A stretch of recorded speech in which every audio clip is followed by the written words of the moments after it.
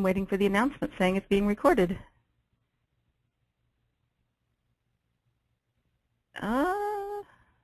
Not getting it. Okay. Well, just so you know, I am in fact recording. This is Kirsten, and this is a webinar called Crucial Conversations, which is a title and a concept stolen from a book that is also called Crucial Conversations by Carrie Patterson, Joseph Grenny, and Ron McMillan. And this book is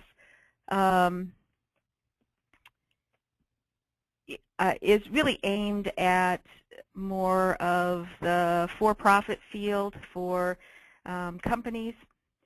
And what they did was they did a lot of research within companies on how people navigated conflict and how people came to decisions when there was a lot of differing opinions about what was best. And they looked for who were the leaders in being able to mediate that, and compared what skills they were doing and tried to create a model that then could be taught and practiced by other people. So there you go. And what happened was, I don't know off the top of my head how Lori got a hold of it, but my director, Lori, here at the Coalition, read this book and said this would be really helpful for the staff here, particularly as we were working our way through the last couple of years with all of the reorganization, that there would probably be a lot of crucial conversations. And she wanted us all on the same page as far as a model and skills as tools to use during that. So we all read it, and then at staff meetings we would kind of talk about it piece by piece, like read the first 3 chapters and we'll talk about that, etc. And it has been useful, and not only in just using skills with other folks, but internally we now have kind of a shared language to help navigate conversations.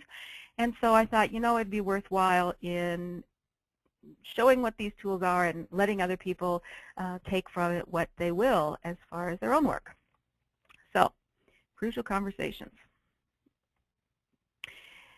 So a crucial conversation is defined as a conversation in which there are differences of opinion, the stakes are high, and the emotions run strong. So there's those 3 factors. I mean, if everybody agrees, it's no big deal. You know, it's a happy conversation. If the stakes are low, if people disagree, again, no big deal. It's like, okay, whatever, do what you want to do. I guess I don't care that much. And if the emotions are low, again, it's, you know, whatever, no big deal. But when those 3 intersect, then you have a situation where there's much more on the line. Now, presumably from your own conversations, you know that in order to have a successful conversation, particularly a crucial one, you need a couple things. You need to have this free flow of information. You both need to be working with a shared pool of understanding and meaning and symbols. Sometimes part of the issue is just that you're using the same word to mean different things. You know, like, wait a minute, what does being rude mean to you? Or, hang on, when you say child abuse, what exactly do you mean by that? I mean, do you mean the legal definition? Do you mean, you know, a more general social definition? What does that mean? So you have to have that. You, of course, have to have mutual respect. You have to feel like that other party is actually hearing you and listening and cares about your opinion. And you need to have the same kind of goals in general. And the goal can't really be winning. If it's, well, it's you or me, then what you have is a crucial fight and not a crucial conversation. When those things don't go well, it is often because people are operating from a place of just their emotions. They're just reacting. And they may be reacting out of fear. They may be reacting out of anger. They feel like everything is on the line. And it's almost like a version of the fight or flight or freeze response. People will just shut up, or they'll get really aggressive and assertive in the conversation, or they'll just flee from dealing with the conflict and nothing will get settled. So what often happens when we have these conversations that don't work out so good is that we will blame the content of the message. We'll say, well, it's simply too hard to talk about racism. It's simply too hard to talk about the policy in this program. So you end up watering it down, or we're not going to talk about it. It just causes problems. Don't talk about politics or religion or sex in company. It's just too hard, and it just causes trouble. The other thing that we might do when things don't go well is we blame the other person. And within our field, we'll often say, well, they just don't get it. And that's just kind of I wash my hands of you. You just don't get it. There's no point in talking to you. And we try and find ways of going around them or giving up.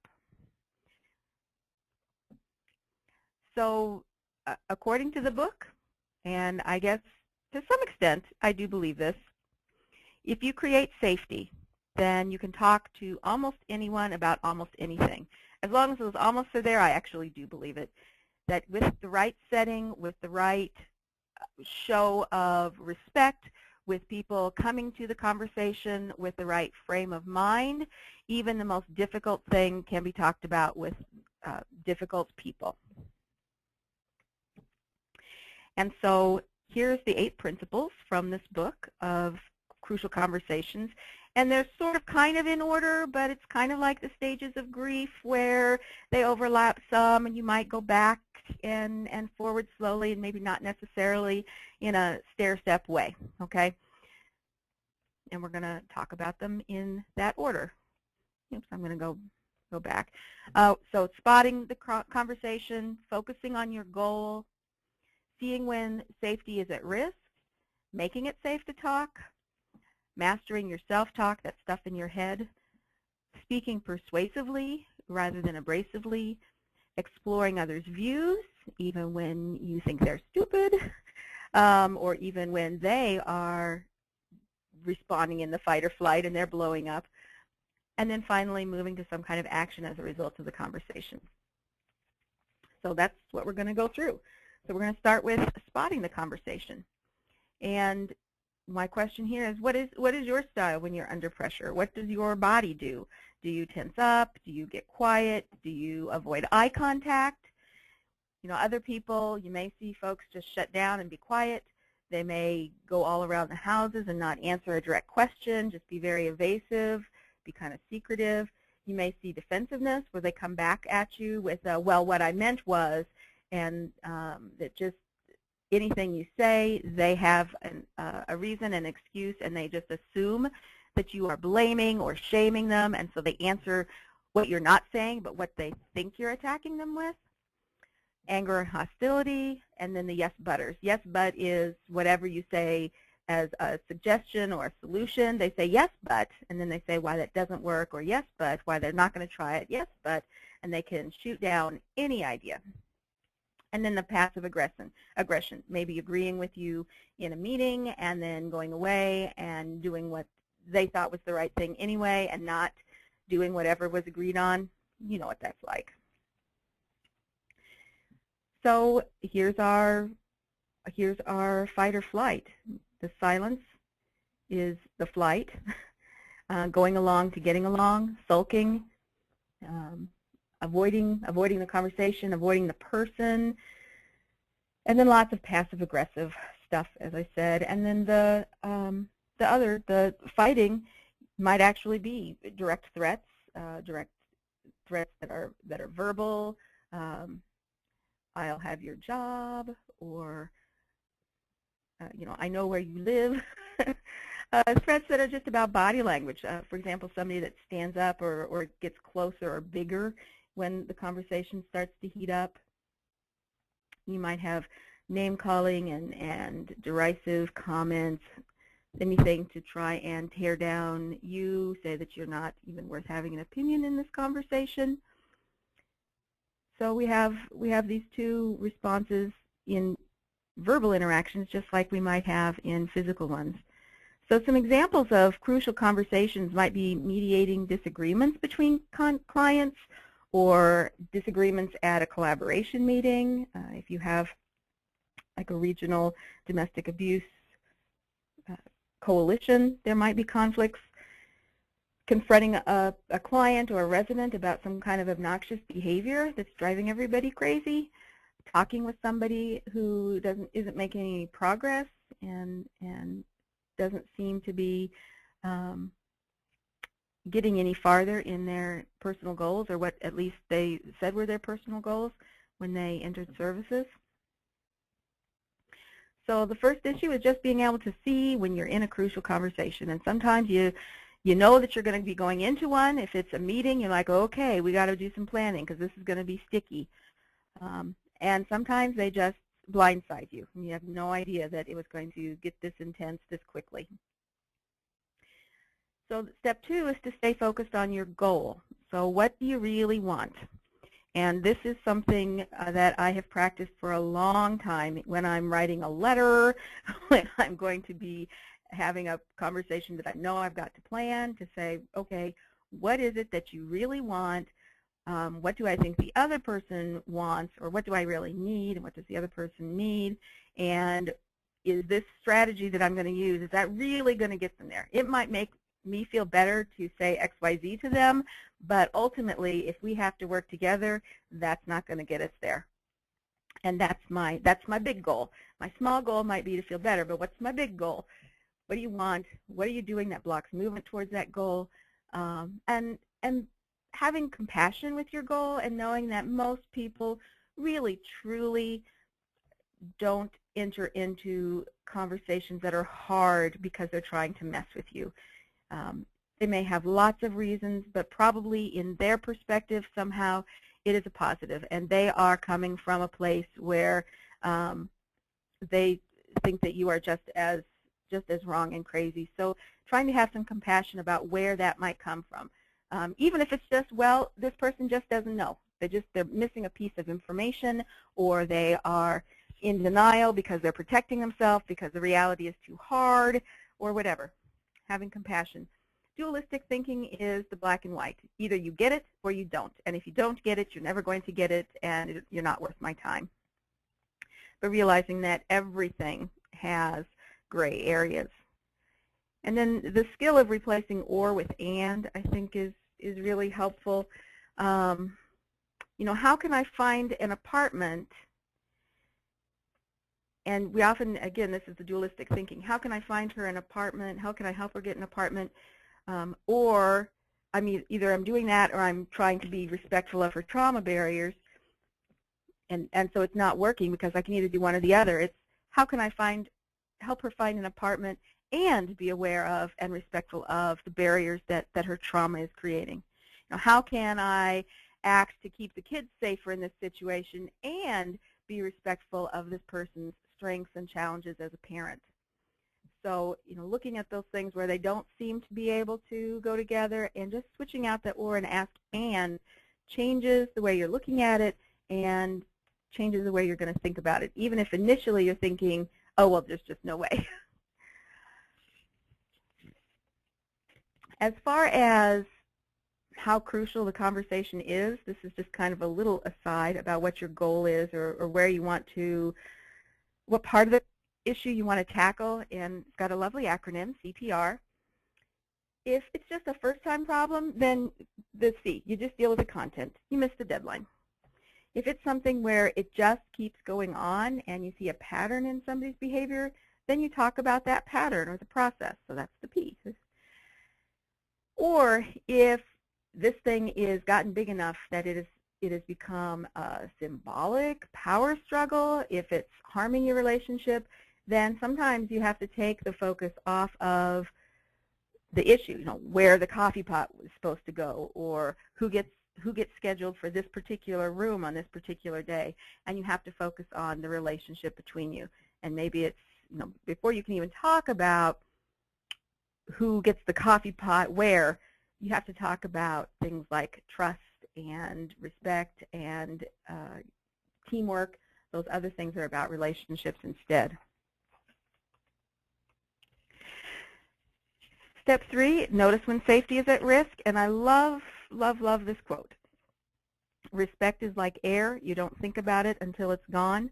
Once it's gone, it's all you think about. So I pulled that straight from the book because that really summarize this idea that you have to approach the other person even if they make you crazy, even if you think they're a bully or stupid or helpless or whatever. You have to approach them from a place of respect, because they will know if you're not. They will know immediately if they're gasping for air. So number 3, I don't have a whole lot to say, but it is a biggie. And I don't know if you're familiar with this, but if you think of like a pie chart and you draw a circle, and one piece of that pie is the things that you know, and then you draw another piece of pie, and there's one part of that pie that's what you know. There's another piece of that pie that is what you know you don't know.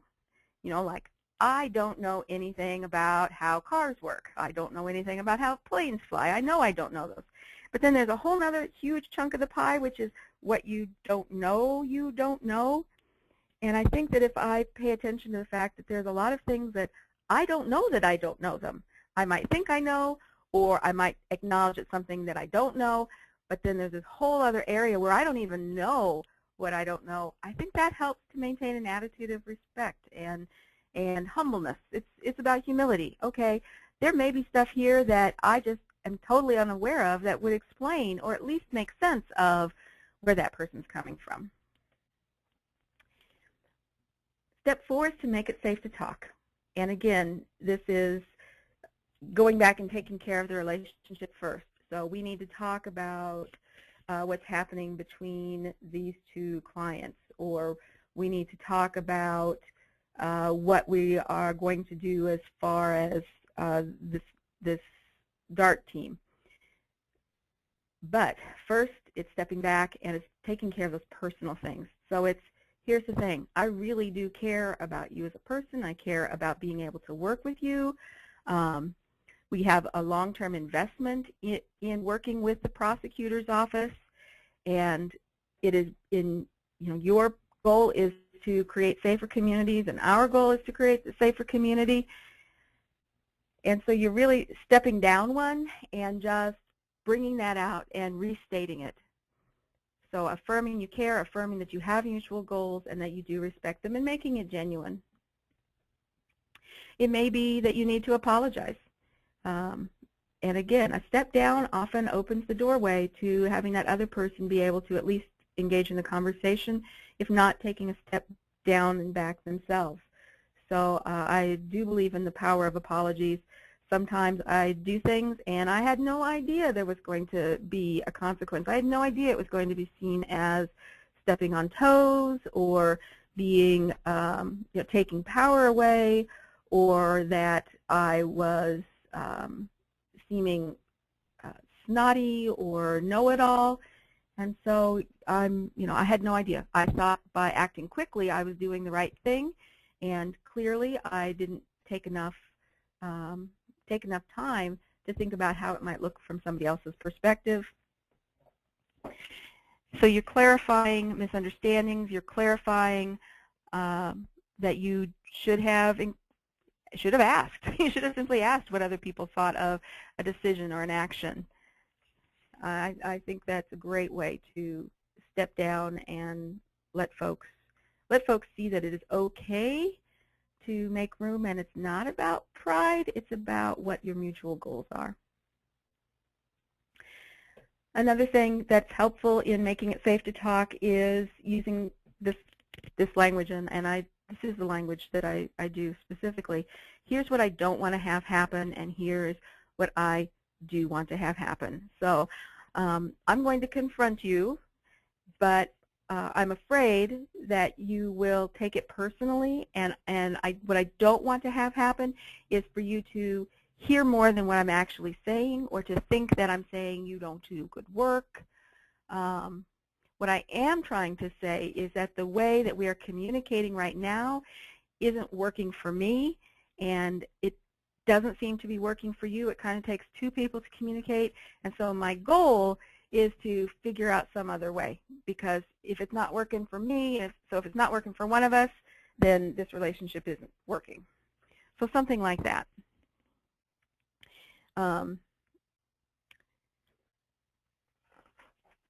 I think I already talked about mutual goals. I think it's helpful sometimes to ask somebody what outcome would satisfy them. What is the outcome that they want? And then see if that is something that you can agree that you want as well, or if there's a piece of it that you can agree to. It's also helpful to ask the opposite, is what's the outcome that they can't tolerate, kind of what I call the vomit factor. There's some things where I can negotiate, and there's some things that are absolutely off the table. So, what do you want and what's off the table? And that gives you the field, the playing field that you're both working on. Step 5 is mastering self-talk. So we kind of have to remember that there is this long string in between what actually happens and what you do about it. So the first thing is there is actually what happened. There's an event, there's an issue, and then there's what you know about it, and those two are two different things. You only saw it from one perspective, or you only heard it from one person, or you only heard it from the news, which is really scary. So there's what happened, and then there's what you know about it. Maybe you don't know what led up to it. You just walked in on a situation, and it seemed like one person was being really belligerent, but you don't know what happened before that. You don't have the history and context. So there's what you know about it, and then there's how you interpret it and what it means to you. Does loud voices and waving arms around, does that mean somebody's really, really getting mad and angry because you're from Iowa? And typically, at least in white middle-class Iowa, we keep our voices down and we keep our hands down and we don't get loud. That's scary, and you don't show your emotions. That's not supposed to be done. And so if you see something doing that, you immediately panic. You go, oh, wow, they are really angry. Whereas they may be from someplace where, no, you show your emotions quite freely and liberally and loudly, and it doesn't have to be a big emotion to be displayed in what would be perceived as a big way. So it's how you interpret it, what it means to you, then how you feel about that. Well, when somebody's doing that, I feel scared, or I feel angry, or I feel disrespected myself. And then all of that is what leads to your actual behavior and your response. So it's kind of like the game of telephone when you were a kid, where you whisper it into somebody's ear and then they whisper it to the person next to them. It goes all the way around. And by the time you get to the end, it can look really, really different from the actual issue or the actual event that happened. And so mastering your self-talk is being able to step back and be aware of this process and say, okay, what of this do I actually know? What of this am I assuming, or I'm mind reading? What of this is just my feelings about it? And one of my favorite things is the old story of the blind men and the elephant, where you have the blind men who they encounter an elephant, and each of them has a different part of it, and one of them says, oh, it's a wall, and the other one says, oh, it's a rope, and the other one says, no, no, no, I don't know what you're talking about. Clearly it's a fan. And it's just that they're holding on to different parts of the elephant. And their reality is absolutely true and real for them. It's just they don't know what they don't know. So they don't know that there's all the rest of this elephant. So they're all right and they're all wrong. So when you master your self-talk, you separate your facts from your assumptions and beliefs. There's a couple things that we often do to ourselves where we'll do well, it's not my fault. This is the defensiveness, and we'll take whatever happened and we'll switch it to be, well, it's not my fault. This is what happened, and here's how I had no control over this, and somebody did this deliberately to harm me. So we tell ourselves that story so we'll kind of feel better. That's very similar to the "it's all your fault," the villain stories. It's all your fault because you just hate battered women. It's all your fault because you are sexist. It's all your fault because you, it can even be, it's all your fault because you are just so traumatized that you can't even think straight, and so you're always screwing yourself up. And then there's nothing I can do. I've been down this road. I've tried talking to him before and it didn't work. And the helpless stories. So it's trying to figure out the rest of the elephant. Okay, it's not my fault. Okay, is there any piece of this that I have any control on? Is there any piece of this where maybe I'm simply lacking in information? And mastering your self-talk that way. What is my role in this issue? Again, if you're approaching the other person with compassion, then why? Why would a reasonable, rational, decent person do this thing? And to ask that honestly, then you might go, oh, well, maybe they didn't have all the information. Or, oh, well, maybe they had no choice because this is the way Iowa law is laid out. Or maybe this is a trauma issue. Okay, step 6.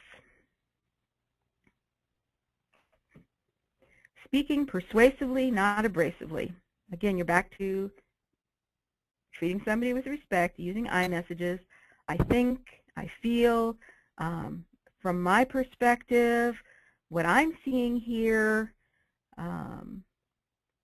when this happens, this is how I react, or this is how I typically respond in those situations. Reframing, and if anybody's ever been in my trainings before, I've probably talked about reframing as being one of my favorite things. Again, when you ask that question, why would a reasonable, rational, decent person do this? That allows you to reframe and go, oh, okay, so they're not being a jerk. They're being somebody who is scared they might lose their job. Oh, they're not being a jerk. They are somebody who is really, really struggling with their sobriety right now. Oh, empathizing with the person, when you see what they're feeling, being able to name it. It sounds to me like having this conversation is hard for you. It sounds to me like you feel disrespected because you weren't included in this staff decision. All of those great things to let somebody know that you really care about their part in the conversation. Exploring other views. They talk about this as the pool of knowledge, so you're really seeking to understand. And again, before you can get to any kind of action planning or anything else, you really have to figure out where the other person is coming from and get the lay of the land. So, okay, I hear what you're saying, but how are you saying it? Are they saying it with authority? Are they saying it defensively? Are they saying it really fast and really furious because they don't want to hear any other opinion, and so they're just trying to blow as much snow as possible? What's going on there? So the hows and the whats, and tell me more about, tell me more about how you learned that I was going to do that, or I said that, or where did you hear that so-and-so was sharing your confidential information? Tell me more. I want to know more. I want to know what you're thinking and what you're feeling. The authors of Crucial Conversations call this the shared pool of knowledge, and basically it's putting the elephant together. So you're asking for other people, and then you're saying, okay, wow, well, I didn't know that. Here's the pieces you may not know. These are the things I was thinking about. These are the things that were my primary goals and considerations. And when I said that these things don't stair-step like Stages of Grief doesn't necessarily stair-step.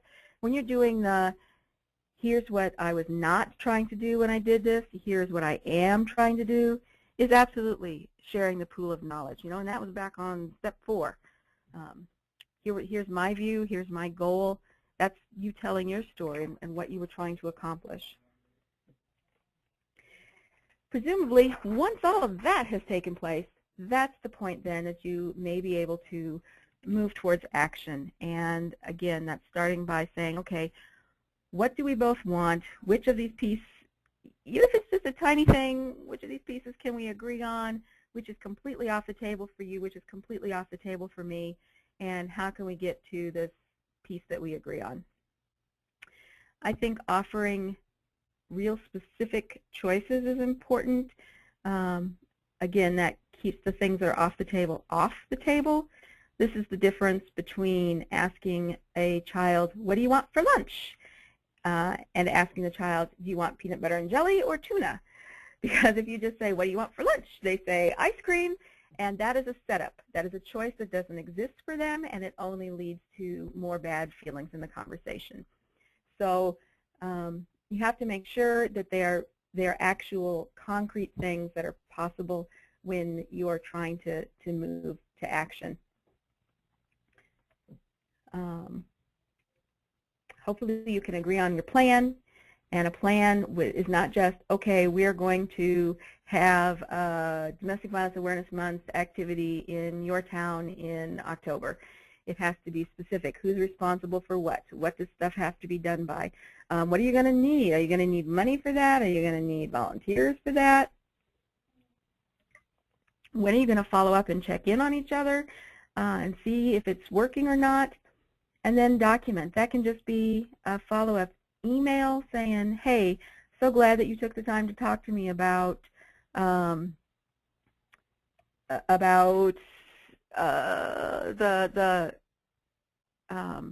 what's the word I want? I'm thinking for a landlord. The lease on this apartment and what kinds of things we can agree on as far as trying to lease it out to our clients. And then you would restate what that agreement was. So it's there in writing. Obviously, with a client, you're probably not going to be documenting those conversations, but with other folks, it doesn't hurt to send really an official letter or even just a formal or even just an informal thank you for talking to me and making sure that you're still clear. If you want actual words, how to have the crucial conversations, I pulled this model off. I want to talk with you about such and such.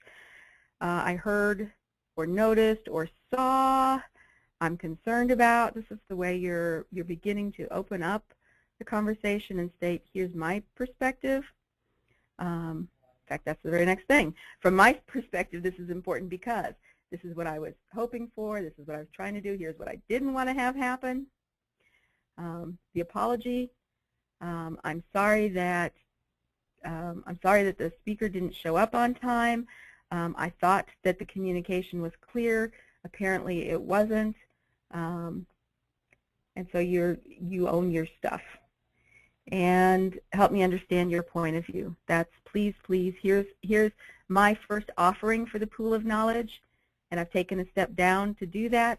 Please give me your offering, and you might need to poke a little bit more to try and get that out of them by asking those open-ended questions. The tell me more about that. Then, okay, summarize what was learned, and you restate the importance of working together. You ask, okay, what should we do next? What kind of things can we agree on? You make that agreement.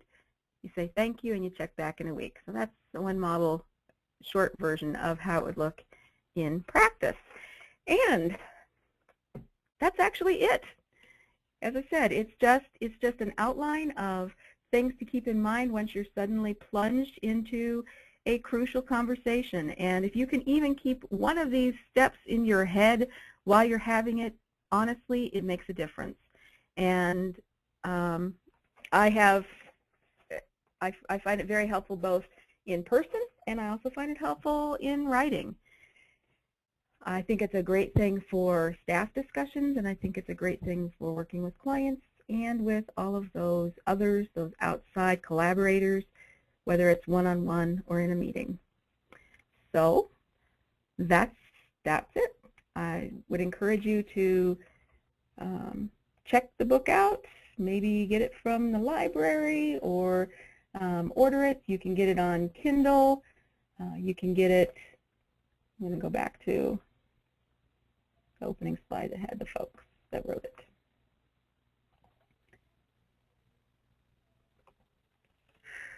There's a lot, if you just even Google Crucial Conversations, there's a lot of material that has been developed. There's PowerPoints, there's handouts, etc., based on this model because it's kind of the going thing for profit organizations, but also for nonprofits too, for college situations. There's lots of folks that are taking this and making it their own.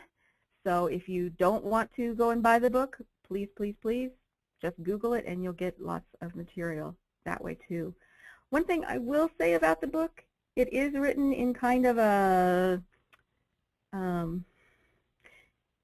it's written kind of for an audience that first has to be convinced that they want to sit there and listen. And it has something of a, like the first couple chapters are simply focused on trying to convince you why it's in your self-interest not to be a jerk. And so I found the writing style personally hard to work through because it was like, oh, come on, give me a break. I have the same reaction when I'm listening to those, you know, lovely, positive, you know, yah folks that are supposed to get you enthused about something, kind of like a pep rally. It's like, okay, whatever, just get to the point. So I had that reaction, but by sticking with it, I really could take away a lot of great tools. And so I would encourage you, if you are going to read it, to please stick with it and don't let the way that it's written stop you from doing that. Just maybe get a shot of insulin or something to deal with the sweetness and go for it. And so with that note, I'm going to sign off and thank you for spending some time with me. I don't know if there's any comments or questions. I'll wait to see if anybody types anything or raises their hand.